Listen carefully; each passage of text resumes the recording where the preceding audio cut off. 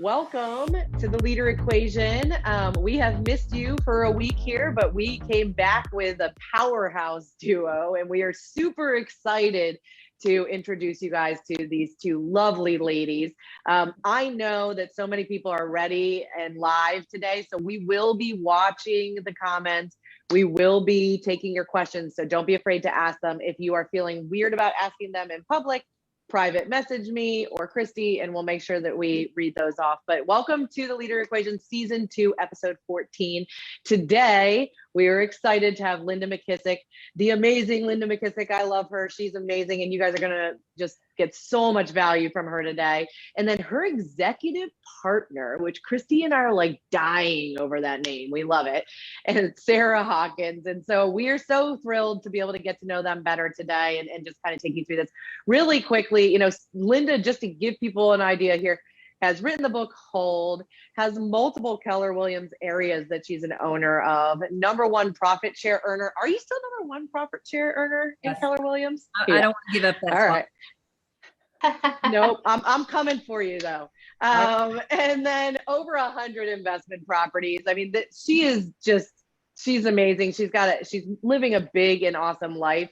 And then Sarah is the wizard behind her right now. And they haven't even been together for that long. They've been together for 4 months, but we're excited to dive in and see how that partnership's going and what that looks like. And so, you know, welcome today. We're going to dive in here really quickly. I'm Lindsay Soprani. I'm the CEO of Soprani Consulting. We are the top recruiting and consulting firm for all things real estate. And I'm here with my lovely co-host, Christy Belt-Grossman, CEO of Ops Boss Coaching, the ultimate resource for training and coaching for real estate ops bosses. Welcome.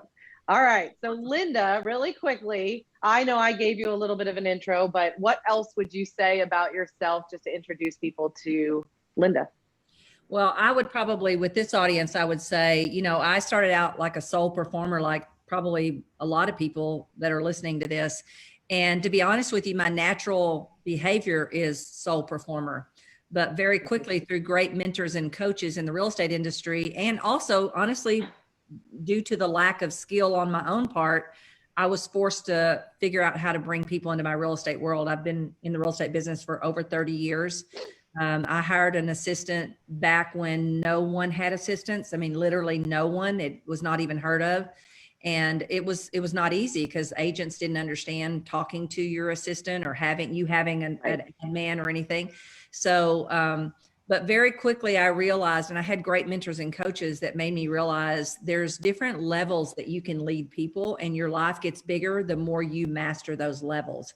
And so to me, I'm at the funnest level right now because I'm at a level where I'm really looking for unique abilities in other, delegate has such a bad word, right? Because we think we're delegating something we hate down to a person or something that we think we're pretty good at down to someone who's not as good.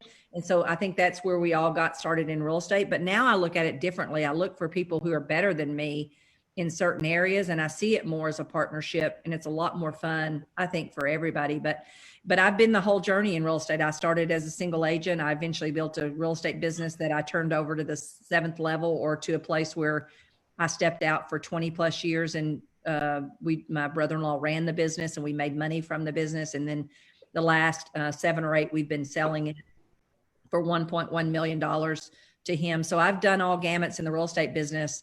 And I love this industry, and I love not doing it alone. And I can't believe I'm the person saying that, because I can perform at a pretty high level by myself.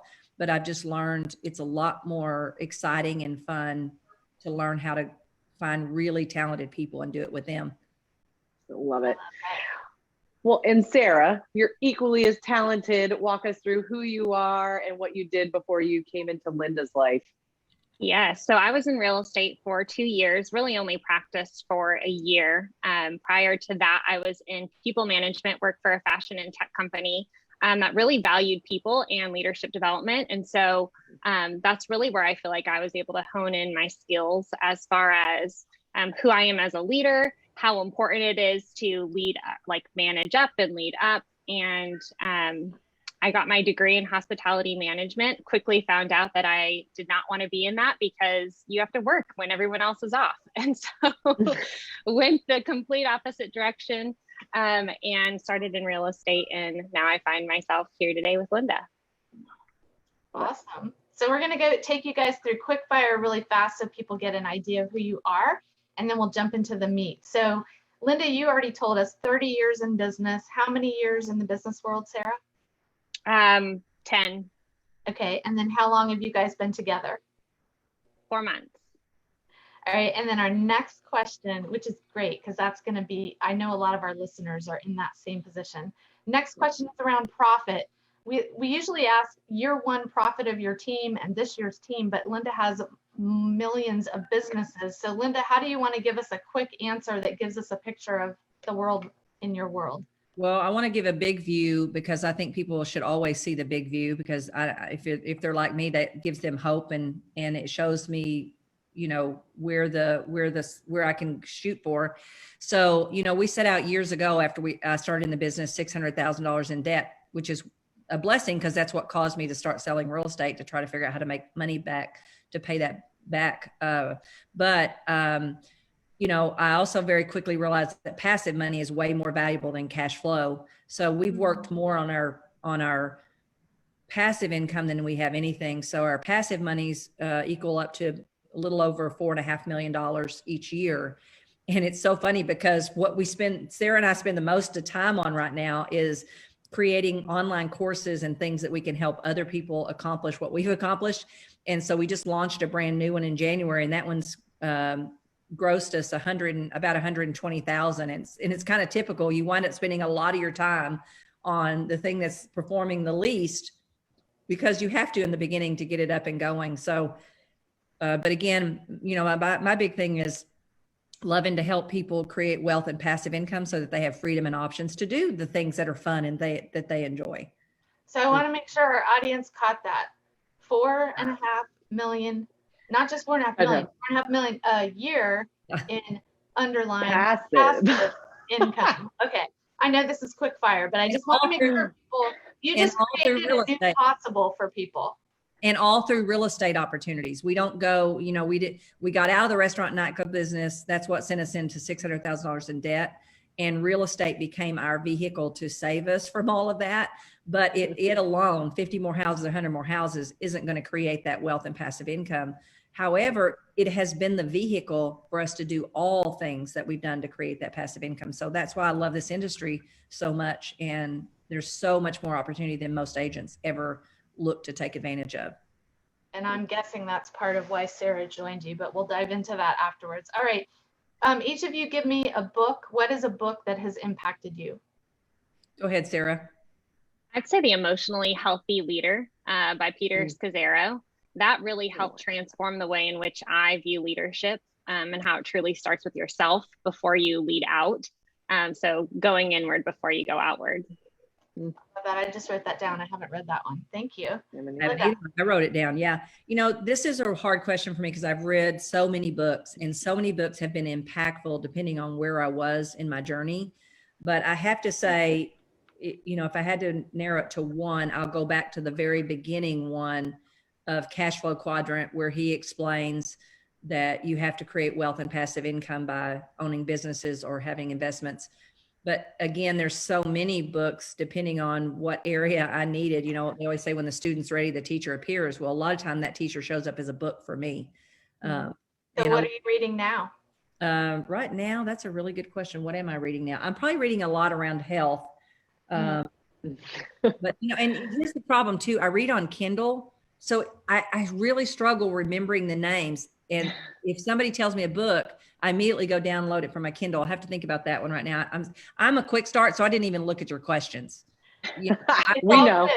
Like, I know what those questions are she's talking about that they're going to ask, but I'll figure it out. Yeah, I'll figure it out on the way. Okay, last quick fire question is superpower. You guys are going to tell us what each other's superpower is. Who wants to go first? Linda, go. I'll go. Okay. You know, this is hard too, because Sarah has a lot of superpowers and she's kind of a unique person that she could probably flip on either side of the coin and do extremely well on either one.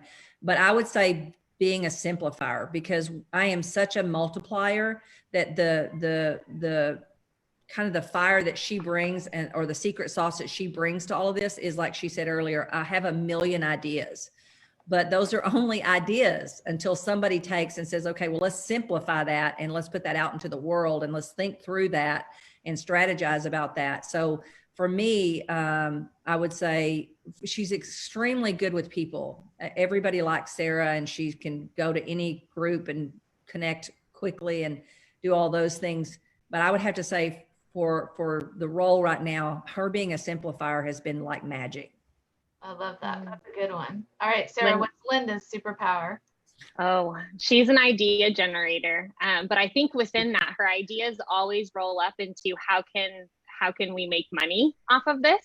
How can we build a bigger life? And so I think that that's something. And then I would also say problem solve. Like anytime that I get stuck, or a funny story is I wasn't getting a response from a receiving company. And I just was randomly telling Linda, like, man, I can't get this receiving company to respond back. And she goes, well, just put in the subject line, do you want my business or not? And so I said, okay. So I did it. And literally like 10 minutes later, he responded. Well, I think you softened it a little bit, Sarah. I did, but you still got the point across, but you did it in a nicer way, which I loved, right? And it worked, right? And so I love that. And one of the things we talk about, one of the ways we try to, stay in connection with each other and is we have a form called the 4x4 that I got from Strategic Coach. And one of the things it says on there is one of the things that drives me crazy is when I don't know where things are, like they go into this big black space. And so, in absence of communication, people make up stories and they're never the story. Well, that's one reason why I kind of need to know where something is. But the other reason is if it's stuck, I'm the person you want to bring it to, because I think quick on those kind of things, especially if I have any kind of experience or whatever. And so that's one of the main reasons is because most entrepreneurs or people who've had a lot of life experiences, they can solve a problem pretty quickly. And sometimes when you're in it, it's hard to see that. But so that's why if there is a place that we're bottlenecked, unless it's me, if it is me, you still need to tell me. But if it isn't me, let me know, because I probably have a pretty good solution pretty quick. I love that. And just for our listeners, because Lindsay and I get this question all the time, what's your DISC profile? So we now know that Linda is a high D and Sarah, you are an ID, right? So you lead with I, she leads with D. So it probably killed your I to type that in the email, but it worked. So that's why she changed it. Did change it a little. Just to nicen it up a little bit. So for those of you who are joining us for the first time, we are the Leader Equation. We're chatting with owners, founders, CEOs, entrepreneurs, and their shotgun leaders inside and outside of real estate about what adds to the leadership formula, what subtracts, what divides, and most importantly, how you can multiply your results. And I'm going to throw it back to Lindsay so we can dive into the good stuff. Yep. So we need to know, how did you guys come together? How did you find each other? Everybody wants to know how that happened. Well, I got to a place where I knew I needed to get somebody. I just, the ideas weren't going anywhere. Things weren't, and there's nothing you can do worse for an entrepreneur than your ideas go nowhere, just land out and nowhere land. So I knew I needed someone with special talents and skills. But like everybody, I flipping hated the thought of putting an ad in the, wherever you put those ads. Matter of fact, Lindsay, I think I had just recently kind of met you and I was pretty far into the process. Otherwise, I probably would have just thrown it into your lap to do. But I was pretty far down the process when I did actually even meet you and learn what you did. But I hated all those resumes. And honestly, I committed that I was going to take my time. I was going to follow all 10 steps of the career visioning process. I was not going to skip any steps. And it was painful. I have to be honest with you. I had to beg, borrow, and steal people to help me. If you even knew me, you probably didn't call me during that time because I said, hey, can you do this for me? I'm trying to get the load light so I can give myself the space to really make a good decision and get a good placement. And I'm a believer in asking people. So I just started asking anybody and everybody, who do you know? And I happened to, someone sent me an email and asked me an investing question. about helping them learn to invest. And I said, absolutely. Here's the first step. Go read our book, Hold, and then get back with us with questions. And oh, by the way, who do you know? And that's how Sarah's name came up. But I had done enough interviews. If you do enough, you get enough people through the process, it's real easy to see one that shines. If you don't have very many candidates, it's real hard to figure out which one shines. Just out of curiosity, sorry, Linz. I know that you're the #1 in profit share because you ask people all the time. So out of curiosity, how many times during that period do you think you asked someone, who do you know? Because I think we hear that all the time, but I think you ask more than most people. I don't know. I just anybody and everybody. And the more resumes that came in, the more I asked, because it was so painful. I hate resumes. I cannot stand to slow down long enough to read that stuff. And I don't feel like you get a good picture of somebody anyway. But my daughter-in-law helped me because she taught me to put something in the beginning of the resume that they would have to do that would weed out a bunch of people. And that helped a lot because a lot of people never did that first step. But the more painful it got, I think the more people I asked. I think I even put it out on Facebook. I did everything because I was desperate to get through this process and not have to keep looking at resumes. Love it. Well, and Linda, I have a question that they're asking, what were you like, what was the clarity around who you were looking for? So like, what things did you have prepped and ready to go, okay, when I see it, I'll know it. Do you remember? No, well, I wish I had the perfect answer for that, but that would be way too simplified and good for me. Right. Now, Sarah, moving forward, when she hires people, she'll have all that, as she already does, because we're looking for a key marketing hire right now. And then eventually we'll be looking for an executive assistant, but she'll have all that planned out. Problem is I don't. Now, here's the thing. I had kept a long list on my notes of when I'd had hires in the past of what was missing. So I had a little bit of that clue. I did some things to try to, think through stuff, because I'm the kind of person that I just automatically think you're going to exactly be like me. If something needs to get done, you're just going to get it done. You don't need somebody standing over your shoulder, all those things. And then I learned, okay, Linda, you got to inspect a little bit more than that, how important is detail and what they're going to do. So I had a little bit of that formulated in my mind, but I think the more I interviewed, the better it became clear of the best candidate. And, I knew that I needed someone. I used the Colby, which is something, I don't know if a lot of people use it or not. And I knew I needed follow through because I got all the ideas. I'm a quick start. Problem is that gets me in messes if I don't have somebody to kind of pull me back a little bit. I'll be halfway through a project and go, crap, what am I doing this for? So I knew that I needed somebody who, and I think I'm not sure if I had learned about multiplier or simplifier at the time. But I knew enough to know that this person needed to be not exactly like me, but enough like me that, I didn't like overwhelm them or, things like that. Right. So I'd drive them crazy. I had the full missing person report filled out and all that stuff, but I didn't. Press helped me a little bit. Press helped me a little bit. I always have to bring in another person when it comes to that step. I don't do that step very well. So I've learned to bring in someone who's got better eyes. And so press helped a whole lot me to clarify what I was going to be looking for. I'd say, Linda, too, the one pager that you gave me was more about the type of person that you're looking for and less about like the specifics of the role. So she was wanting like character stuff and the way in which you think and the way in which you work, those things, because I think the other pieces, although if you're not administrative, it's going to be really hard to do administrative work. But I think it was more around that than it was like the specifics of here are all the details of the jobs or the roles or items, tasks that you're going to be completing, but more or less, how are you going to go about doing it? What was it that when you saw that list that made you go, I'm excited about this? Well, I think it's more about the person, right? And identifying the talent and thinking about how to develop somebody. So the things that she had were very development focused. And to me, that's really important. When I'm in my previous role, I led people. And so developing people, I was a soccer coach. I played soccer all throughout college. And so coaching, training, developing, all that's important to me. And I noticed that quickly, even in the conversations I was having with Linda, and everyone will experience this today. Linda will share her experience, but she's going to coach you through it. And you're going to have like nuggets along the way. And I feel like for me that I've grown tremendously in the 4 months that I've worked with her. And that's what initially drew me to her, was that she's a learner and she wants to cultivate and build and develop and coach.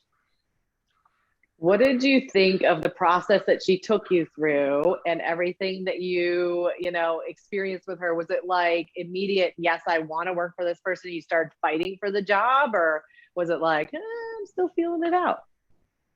No, I mean, I took a lot of assessments, and my husband was like, you love this. And I'm like, yes, because it gives you so much more insight about yourself.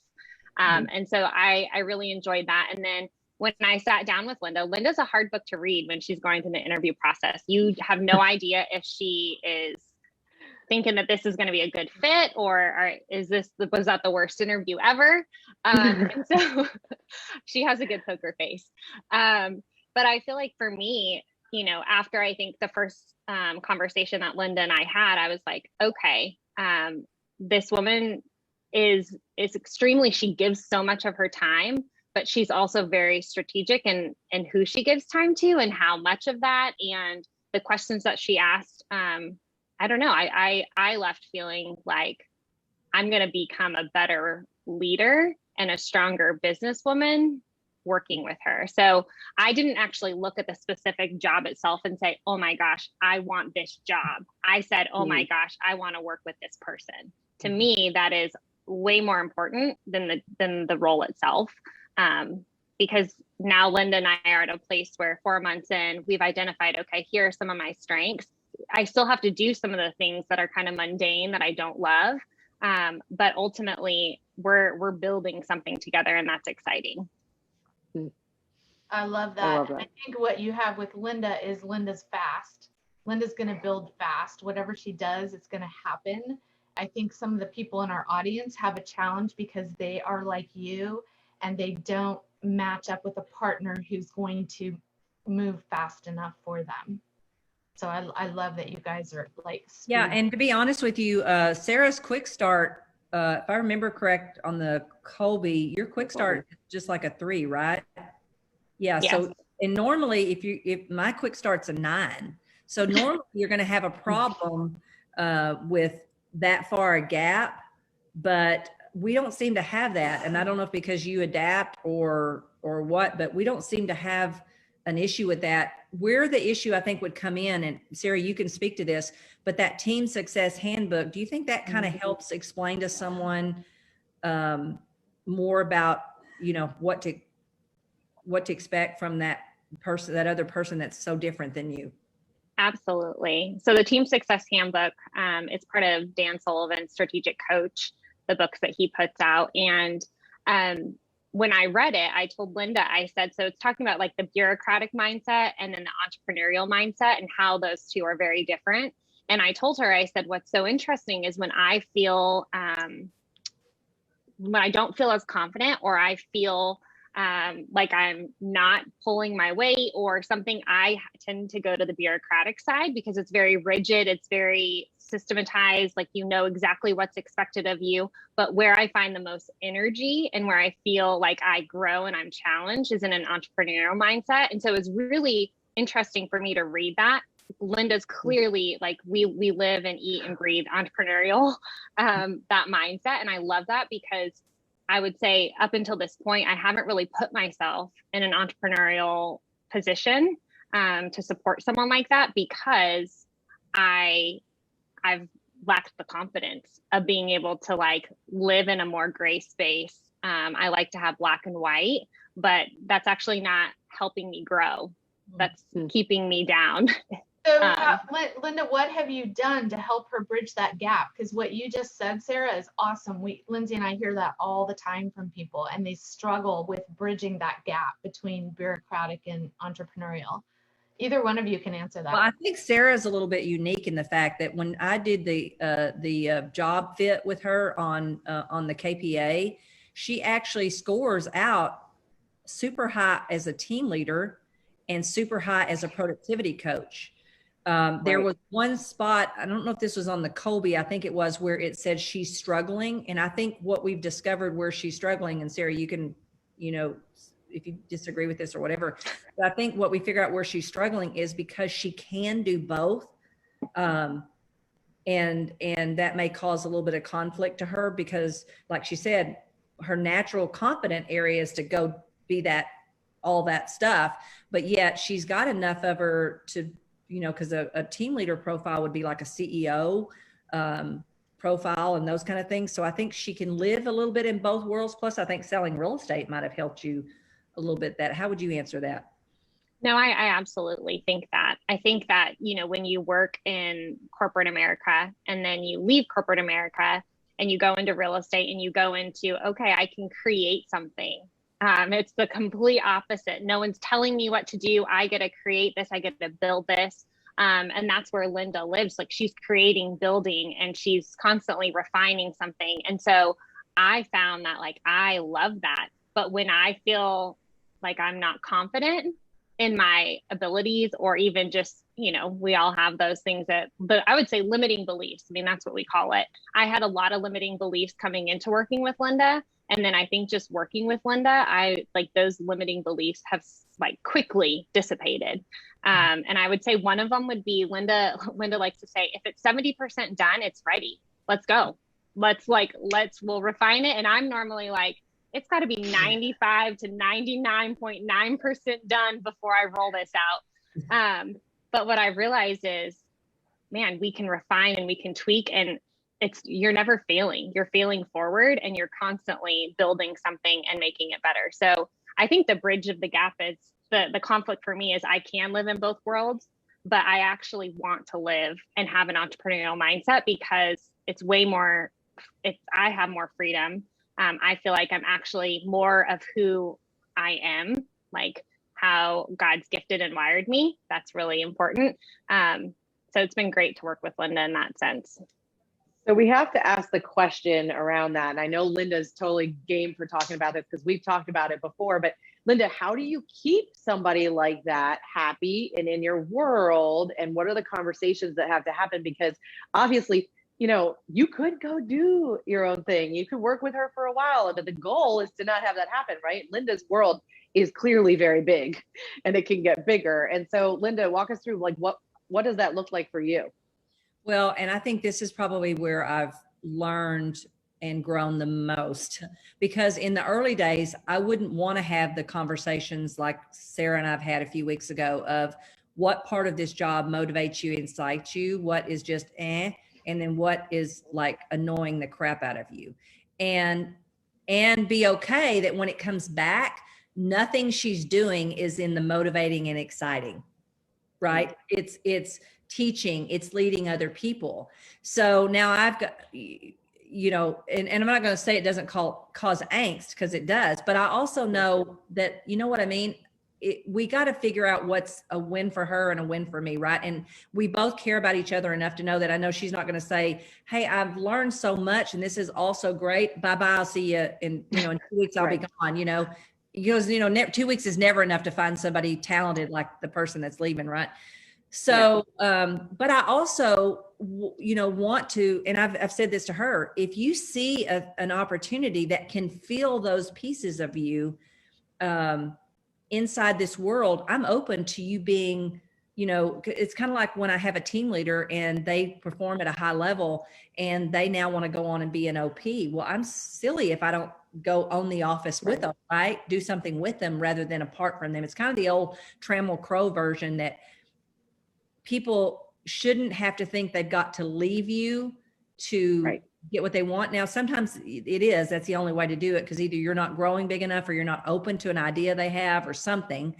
But normally my goal is to not ever be at that spot. But if we are, I'm okay, because I got a big world, I can fit her somewhere in all of it. But, I leave the door open for them to say, hey, if you see an opportunity where you could do more of what you love and is exciting and motivating and it's entrepreneurial, then let's do that. If not, when we get to that point, let's figure all these other pieces out, and let me show you where because when her KPA came back as a team leader and productivity coach, I immediately said, okay, where do I need a team leader and a productivity coach, right? And so those are always in my mind, but I also know she's gaining tons of value from learning, and we don't have to worry that this is going to happen tomorrow. And I don't worry about what's going to happen in the future because I can't control it anyway, but I can always be thinking, do I see something that's an opportunity? Because I am an opportunity seer. I do see opportunity typically. So do I see an opportunity that would probably get her motivated and excited that she could be a builder of? Because really anything entrepreneurial means you're going to go build something. And that's always the hardest part, right? The building of something. I love that part. That's my favorite part, right? When it gets nice and easy, I don't like it anymore. So we may run across something that can fulfill that. I love to lead and I love to teach and coach people inside something we're already doing. We don't know. We just have to be open to that. And then worst case is whatever idea she comes up with, I just hope I got a big enough world that it's somewhere in there, and I probably will.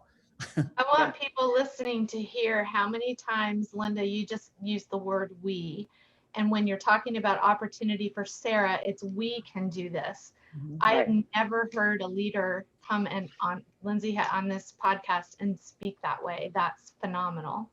Well, the only time you leave talent is when they look up and whatever they want, they don't feel like they can do inside your world. And so they feel like they have to go outside your world to do it. And I think both people always lose during that. And when I look back, even over the buyer agents, we haven't lost a ton outside of our organization ever anywhere, because one, we don't own people and we're open to do whatever's best for them, right? But in my early days, I did lose a couple of buyer agents that we never got back, quite frankly. And what's the saddest part to me is when I look at their life, they didn't win from that. And we probably didn't win from that either because they were both pretty talented people. So from that day forward, we just said, look, if people come and go from our team, we're going to still be their coach and their mentor. And so again, most of the top agents in my Denton office are people that originally were either our past clients or on our team, and they come to us if they want coaching or help. And so I think that's very important, because you sometimes people are just going to think it's greener over there. I can't control that. But I can stay awake, and I think a lot of times leaders are not awake. They're not listening. They don't want to hear that Sarah, 99% of the job she's doing isn't like lighting her fire. I'd rather look over here and not pay attention to that, but that's silly, because then we can't ever do anything about it. And that's when you wake up one day with a knock on your door and she goes, oh, I love you, but. Well, and I just think that's so important for people to hear, because, and actually, let me kick it to you, Sarah. Like, how does Linda need to keep you in the world? Like, we know that you're talent. We can see that, and Linda saw that fast, right? Like, what does she need to do to keep you around and to keep you excited about it? How often does she need to meet with you? How often does she need to look at your goals and all those things? Yeah. I mean, we meet weekly. So that's one of the things that is really important, I think, in any working relationship that's working this closely.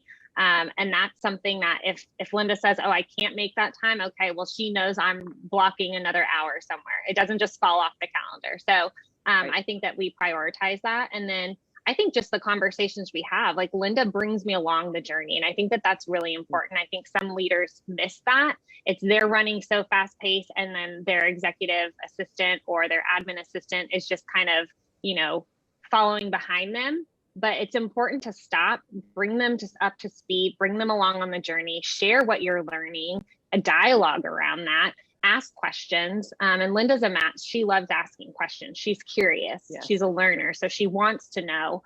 So to me, that's really valuable. And then I think, what she just shared, we had this conversation a few weeks ago, and she just was like, dream, like, what do you see?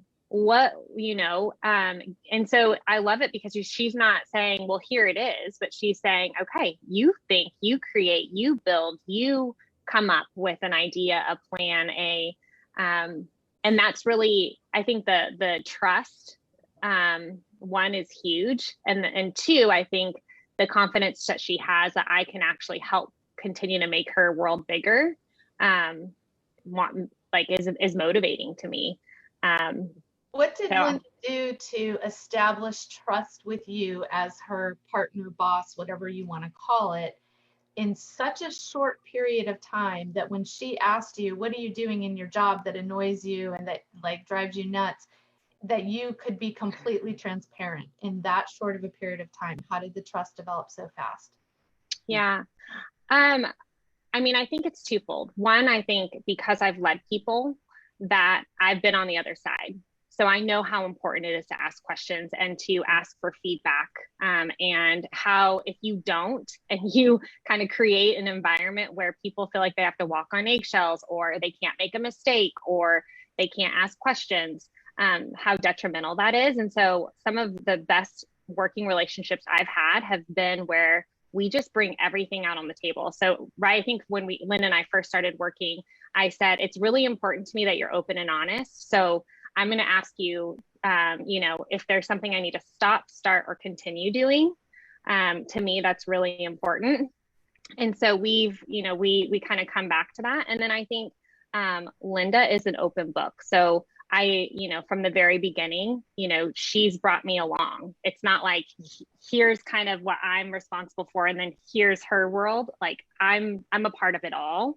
And so when her and Jim actually decided to call me the executive partner, that was a mindset shift for me. I will say, I remember when Jim was like, hey, I want you to get McKissick executive partner as your email. And I was like, okay, that to me communicated non-verbally so much. And I think that really was the point where I was like, okay, I know that this is how I can support, but now I've actually gained their trust. And I think trust is something that if you don't have it, you've got to work really hard and quickly to gain it. Yeah. So what's really cool about that, and it's funny, so I got a message that was a private message, so thank you for sending this. Sometimes people get really worried about saying the thing that we know we want to say.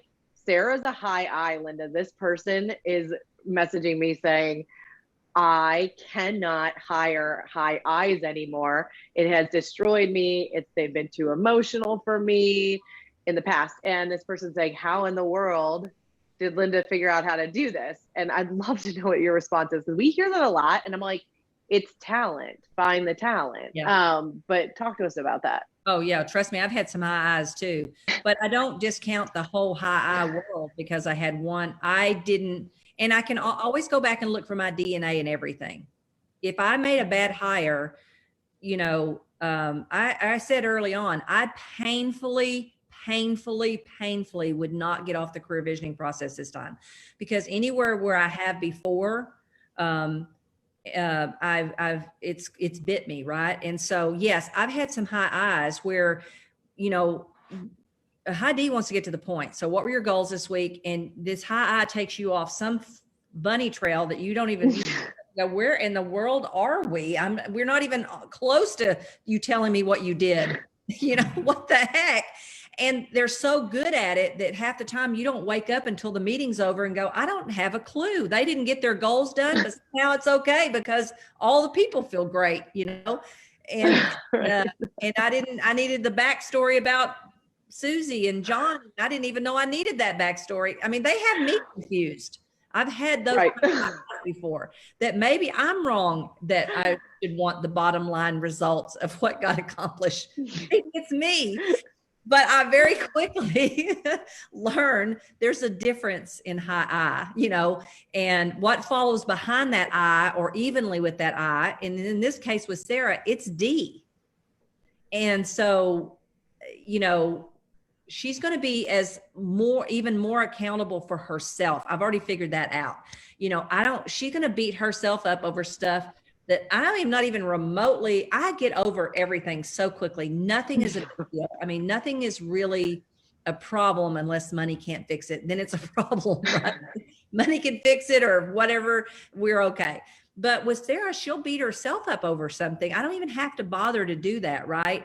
So you hire accountable people, you hire talented people, and you hire the right behavior that wakes up, and 90-something% of the time, the role is going to fit them, right? Because, you know, if the role doesn't fit them, they're not going to do it for very long, or they're not going to do it very well. And so I think you cannot lump. It's like saying, like, you know, we always look at the one bad thing that happened or the 10 bad things that happened. Yeah. And we all do that. But the truth is, where did I not follow the process? Where did I not look and figure out that this person doesn't get results? They just take you off on some bunny trail with their high eye, you know, there was evidence there. I just overlooked it.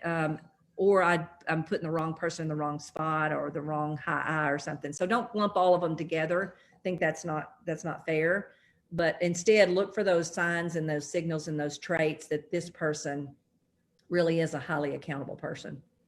Linda, I think you said something interesting earlier when you were talking about following the career visioning process. And I think that's something people always miss. But one of the things that maybe is not officially part of the process, or maybe it is, depends on who's teaching it, is that you keep a poker face. Sarah said she kept a poker face during the thing.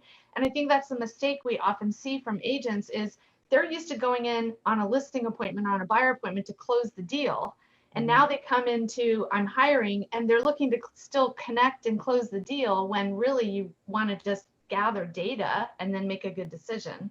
So I love that you keep a poker face. Well, two things. Sometimes I will interview people and not even tell them I have a role, because if you attach someone to getting a position, then they have a chance to feel bad if they don't get that position. The other thing too is, you know, it was between Sarah and another girl, and it was really, really tight. I couldn't not make a decision. Matter of fact, I was so happy Sarah was in Hawaii for a week or two, because it gave me some space. I needed more evidence, and eventually that evidence would come up for me, thank God, because it was really hard. You know, there were some things about this other person already understanding Keller Williams and doing different things like that, that really kind of had me leaning that way. And I wasn't sure if that was the right decision or not. So I gave myself enough time and space that more evidence came to think that maybe I think this is a better way to go. So I think that's another reason, you know, I never, you know, I don't think it's so much even more about poker faces, just the decision's not made until the decision is made. Mm-hmm. Well, walk us through the evidence really quickly, because, you know, like what needed to show up for you that was still missing? Because I think people could learn so much in hiring from those kind of things. What kind of was like, okay, and we heard the other person had KW experience, and that's always a plus, but walk us through that a little bit.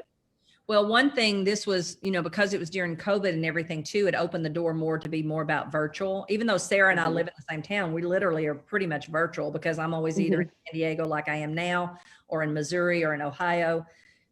So I am in Texas, and we do try to get together when I'm there. But the truth is, I knew that there was going to be a lot of virtual. And so one of my things I do not want to do is I do not want to micromanage people's time. It would make me nuts. It would be miserable. I wouldn't be able to stand it. And so the thought of having to worry about whether I was getting 100% of somebody, and I don't care where that 100% comes, or most of the time, you know, great people are going to give you 110%. I just didn't want to have to say, where are they? Right. You know?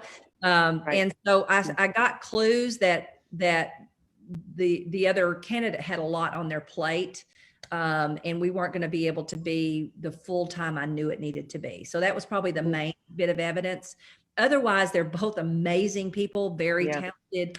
But I just waited and gave myself some space for, you know, different things to show up and help me make that 100% sure decision. And then, you know, I used my coach a lot. I talked it through with my coach, because sometimes when you hear you say yourself say stuff out loud, a coach can pick up on, did you hear yourself? Or, you know, so I used other people a lot. I used Press a lot. Press is a great sounding board for me. He's also a simplifier. He's my son, and he works with me in one of my big businesses. And he's a very harmony loving, great person that I can depend on. If he's telling me something, he's coming from the heart with it, and it's good advice. So I used him a lot too.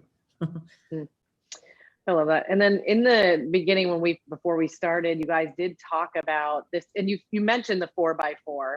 Walk us through kind of how have you used that, and you've used other tools too together, right, to stay on course, because you haven't had, a big problem to deal with just yet because you've been together for a smaller amount of time. But I think it's because of the tools that you guys put in place together and what you're doing and the management skills that both of you guys bring to the table that have allowed you to not have those issues. Yeah. Sarah, what would you say about the 4x4? I'll let you explain that one. Yeah, so the 4x4 has 4 quadrants, and Linda, help me remember the first two, the top two. I know. That's why I needed you. It's That's awesome. and so it's okay. Let's go to the bottom two first. Okay, so the bottom two is how to be a hero look it up. to me, and then the other one is what annoys you or what frustrates you or whatnot. And so within that, Linda filled it out, and it's something that I'm actually not working from home today. I'm in the office, but I have it on my desk, and it's something that I look at often. One, because it's clearly like, Linda tells me how I can be a hero to her. And then she clearly tells me, what's annoying to her or frustrating. And one of the things is the black hole. So I've had to adjust my way of thinking, because when Linda gives me something or anyone gives me something, I automatically consider that it's done. Like, I don't need to follow back with you. I have such high responsibility in myself. And so what I've had to learn with Linda is Linda does need to know when it's completed. It's done. I've handled this. Because if not, it goes into a black hole, and then she creates a story that's not true. So that to me was really helpful, because I had to adjust my working behavior in order to make sure that there wasn't, a miscommunication on anything. So the 4x4, I think, is really helpful for, that reason. So when I looked up the top, I'm sure maybe Linda, did you look it up? Yeah, the first one is best performance. So what do you need to be alert to, curious to, responsive to, and resourceful to? And again, these came from Strategic Coach. I love his entrepreneurial program because he helps entrepreneurs by making them slow down and have thinking forms, right? Otherwise, you just go so fast. So the forms really help me. Yeah. This is not natural behavior for me. None of this, none. But I've learned over the years the value if you can get better at it. And I just made a commitment that I was going to master people. And that's a long, long journey, right? And so it's taken me years and years to do that. And I'm still in process of doing that. But he helps with these forms because it helps keep you on track. And then the other quadrant to the right is best results. What do you need to get results in faster, easier, cheaper, and bigger?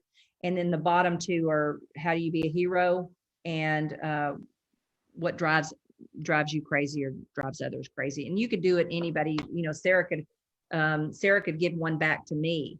I was just going to ask if she had. No, she hasn't yet. I've been waiting to tell her she could do that. I think it's coming soon. You can also do it with other teammates. It's just a cool exercise. And you know what I love about it? Because we've always had the win-lose form in career visioning, but here's the problem with win-lose. I felt like you gave it to them once and nobody ever went and looked back at it. I have not given this to a single person that has not told me they post it and put it in front of them. And I don't think that with the win-lose form, people do that. But with this one, every person I've ever given it to has said, I keep that in front of me. I post that in front of me. Because who doesn't want to be a hero, right? And who doesn't want to, not drive someone crazy? Yeah. Right. Stronger word. Right. No, and I love that. And it's cool to see that you guys are using tools like that though, in order to have these conversations. It'll be great when you use them in the opposite direction too, which is always a fun thing. And so, with all of that, are there standards? And so we just heard Linda doesn't want anything to go into a black hole, right? Which is very important. So we always have to update. And we hear that all the time, Christy and I. That's one of the biggest things is that until they really trust the person, they just need to know I'm on it. I'm working on it. Hey, that project that it's 4 months out, I'll get there. And here's what I've done on it so far. They love that, right? Because they're like, oh, you heard me and you're working on it. And that's all they really need to feel secure. But what other things are you guys doing? Are there goals that are okay, we're 411s being used? Any of those things? How are you keeping track of all the things? Because Linda's going to throw a lot I mean, I call them Tasmanian devils, right? She probably comes in, it's like papers are everywhere. And how do you organize that? Like, what do you do there? Yeah, I think I use Asana, which is a project management tool that when I used to do events, I use that often, and have always used it. And I find it really helpful for myself. We do use the weekly 411, which is really helpful. And I have a folder, and then we kind of have a color coding system. So if it's green, I got it done. If it's red, that means it's moving on to the next week. And we go through that weekly in our meetings. One other thing that I also think is really helpful, because visibility into conversation, into meetings, a lot, you know, some people will take notes on a notepad. To me, I think it's really helpful to have a shared note. And so whether that be Google Doc, you know, Evernote, whatever it is, I always take notes. And so we have a note, you know, when Linda and I meet, Linda and I have a doc, you know, and I have it so that when Linda and I are talking, I'm taking notes, I'm making action items, and I reference that often. You know, our marketing gal, her and I have one, and I take notes in that. So every week when we come back to meet, I have a quick kind of overview of, this is what we talked about last week. Okay, do we need to hit on any of that? And then I can add new topics of discussion, or if I need to check back in on that. So to me, that's been really helpful. Just like a standard of practice. Trying to think of anything else that we use.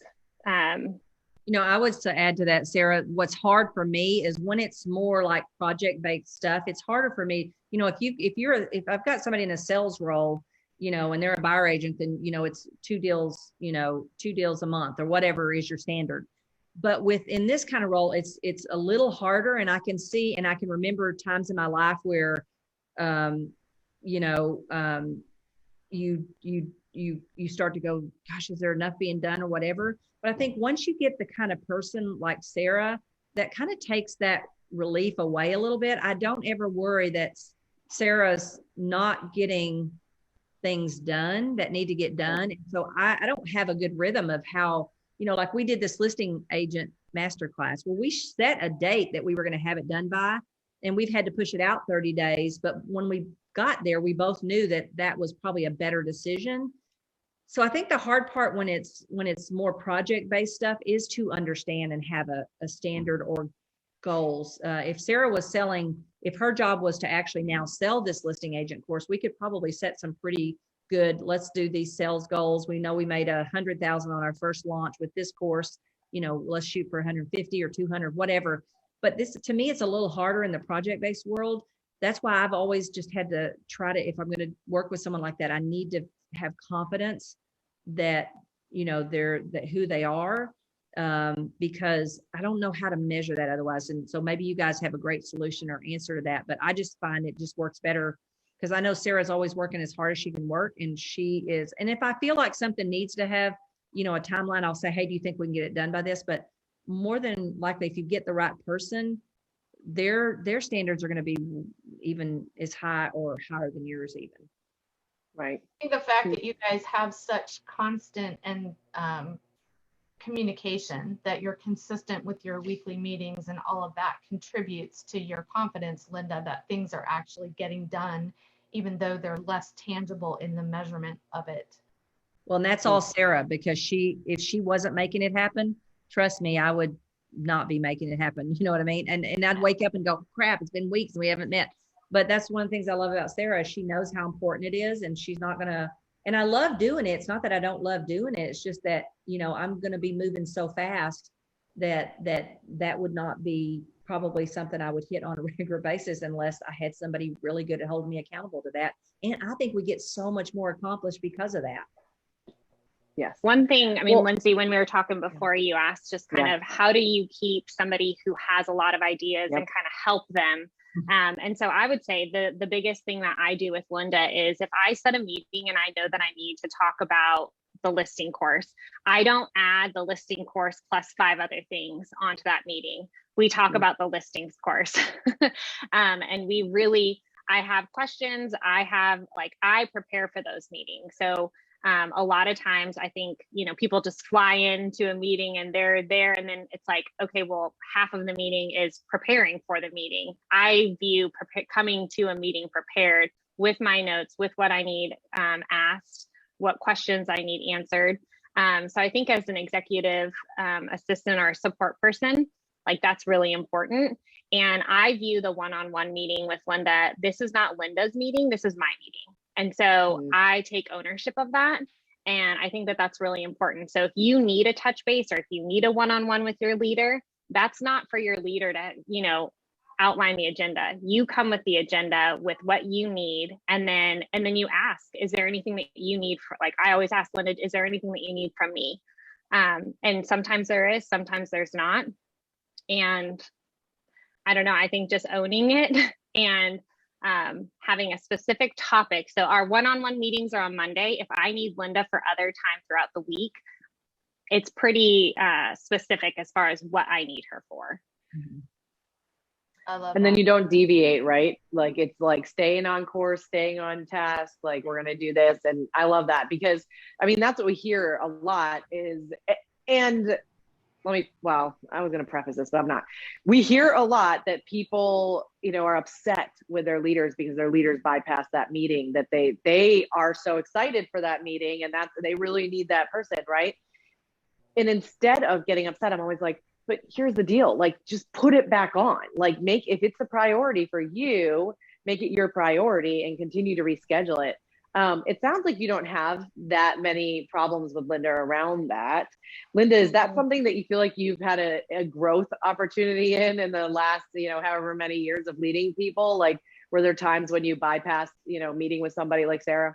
Well, I tell you when I bypass, and I've gotten better over the years because I've gotten better at putting better talent there. I bypassed the heck out of it with my last EA because the validity wasn't there and the value wasn't there. So, that's a big sign, in all honesty. And he said this right after Sarah and I started working together. He said, you know, one of the things I love is your energy is so much better, because they should give you energy and motivate and excite you to get some of the great ideas you have out there. And so, you know, what your energy is doing about meeting with that I love meeting with Sarah because, you know, again, I see Sarah as somebody who she's probably going to have the best ideas of all of us, right? Because she's quietly taking everything in from every angle. You know, we had a book writing meeting yesterday, and I'm like, I need Sarah to be in those meetings and be a part of everything because she's got such great ideas and strategies and things like that. So if you're not wanting to meet with that person, and trust me, I've had those people, there's your clue that something's not right. And it might be that you don't have the right person. Sorry, team members that are listening to this. Or if you are the right person, you need to teach your team person a lesson by leaving that team and then losing a really good person and realizing, well, crap, wasn't prepared to lose that person. But you got to I value my time with Sarah. And again, I enjoy it because of who she is and what she brings to the table. And she gives me energy. She doesn't suck my energy. Like, she's not complaining about what's not working or any of those things. Otherwise, I probably really wouldn't want to have that meeting. But you know, it's ideas and it's progress. It's all the things I love, right? So if that team person is not enjoying and it keeps canceling the meeting, first thing that team member needs to do is look inside and say, how am I showing up? Am I showing up as somebody who brings value to get a piece of that 24 hours God only gave all of us, right? So I think that's a reflection both ways. And you know, I think you got to ask yourself, both of you got to ask yourself, because people, and the first thing I think of when one of my leaders cancels time with me is, am I not valuable enough to them? So one, is it me? Am I being a whiner or complainer or something that makes them not want to meet, or what? Because people will give you their time if you're valid and they feel it's valid to do it. I mean, Valuable. Such a great way to wrap up. And Christy, go ahead. No, I was like, I have one more question. If you guys can stay 2 minutes, if you can't, we understand. Good. So We're good. 2 of the values that KW added to mission vision values were experience is worth giving and legacy is worth leaving. I'm super passionate about both of those. So my question is, as a leader, how are you fostering those 2 things with the people that you lead? What does that look like? Well, a lot for me, I like to give people in the form of growth because no, you can't put a dollar figure on that. So Sarah hasn't been with us long enough to experience some of this, but like some of our main leaders we take to exchange each year for John Maxwell. And you know, it's a huge expense, but it's such value. And so that's one way that we do it. Another is I'm always open to equity opportunity. You know, here's the thing about an empire builder. Talented people, you don't have to say, oh, here's what we're going to do next. They will know what we're going to do next, right? If they know you're open to that. If they don't think you're open to that, they're thinking in their head, well, I know what I'm going to go do next. I'm going over here and do this by myself. But so I think, you know, I want to be with people that I love hanging out with. You know, Sarah, when we take her to go to Ohio, we love being together. And I hope Sarah loves being with us, but you know, and we've gone to dinner with her and her husband. You got to be with people that you love, that you enjoy being with. If you don't want to spend time with them or energy with them, that, you know, again, that's one of your clues. So experiences are huge for me. And I'm always looking to what would this person get a lot of value out of as an experience. So I think you can do that through training and education. You can do that by exposing them to all the cool people you're exposed to. You know, you can do that by saying, hey, what could we do together? If you've got an idea of an equity opportunity that we could do together, let's do it. Yeah. So you're looking for builders around you, basically. That's what I just heard. No matter whether you're in an operations role, a support role, you're looking for that. Lindsay and I call them the hybrid unicorn. You're looking for that empire, that entrepreneur almost. Yeah. Yep. In the ops side. If I can find them, they're right. They're unicorns or unique human beings. But if I can find them, they're the best to me. Yeah. Because they own whatever they do and they take it to the next level in a way that I could never take it to the next level. Love it. Thank you. Awesome. Well, you guys, thank you so much. Sarah, it's been such a pleasure, you know, getting to know you better. And Linda, I'm just thankful for you taking the time. We know how valuable your time is. And so if people want to get a hold of you guys, how do they do that? Yeah, you can follow us on Instagram at McKissick Linda or at Linda McKissick 2 on Facebook. And if you guys have any specific questions that would be helpful as you're kind of navigating what you're doing, feel free to email me at mckissickexecpartner@kw.com, and I'd be happy to share some thoughts and even pull some ideas from Linda if that requires it. Yep. And I have a podcast called Everything Life and Real Estate. We'd love to have you join over there. If you're in KW, we have a Profit Share Mastery podcast that drops on the 21st, of course, of every month. And we'd love to have you over there too, and join us in either one of those platforms. Awesome. Well, thank you so much, you guys, for your time. We wish you a wonderful day and we'll see you soon. Yep. Thanks, Bye. guys. Yeah. Nice to meet you, Christy. Nice to meet you too.